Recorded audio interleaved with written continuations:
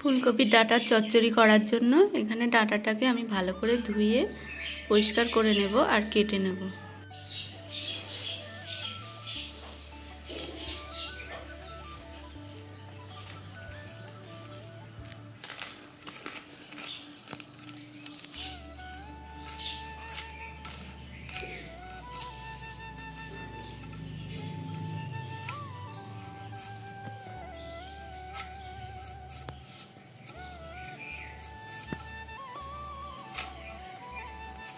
ফুলকপির ডাঁটার চচ্চড়ি করার জন্য এখানে ডাঁটা কেটে নিয়েছি, আলু কেটে নিয়েছি, আর বিন আর কাঁচা লঙ্কা কেটে নিয়েছি, আর টমেটো নিয়েছি মটরশুঁটি ছাড়িয়ে। কড়াইতে দিয়ে দিচ্ছি তেল। ফোড়নের মধ্যে আমি দিচ্ছি শুকনো লঙ্কা আর 5 ফোড়ন। এবারে একে একে কেটে রাখা ফুলকপির ডাঁটা আর অন্যান্য সবজিগুলো দিয়ে দেবো।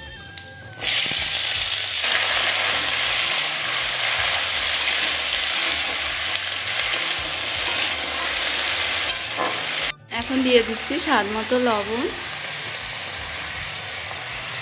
আর দিয়ে দিলাম হলুদ গুঁড়ো।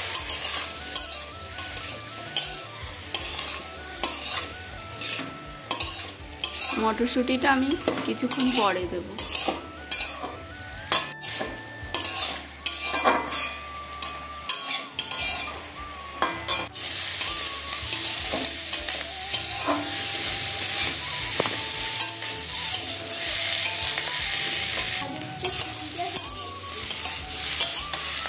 এবারে এর মধ্যে আমি আগে থেকে খোসা ছাড়ানো মটরশুঁটিগুলো দিয়ে দিই।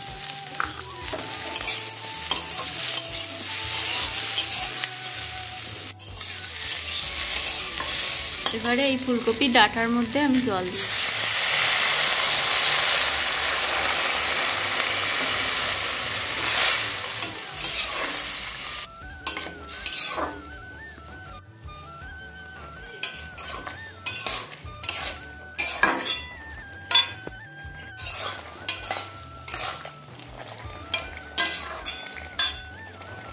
এখন এর মধ্যে দিচ্ছি সামান্য জিরের গুঁড়ো।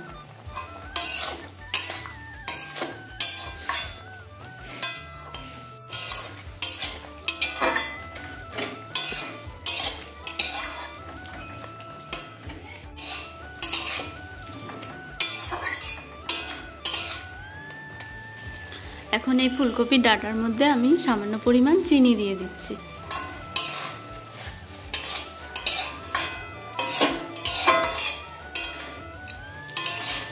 রান্না হয়ে গেছে ফুলকপির ডাঁটার চচ্চড়ি।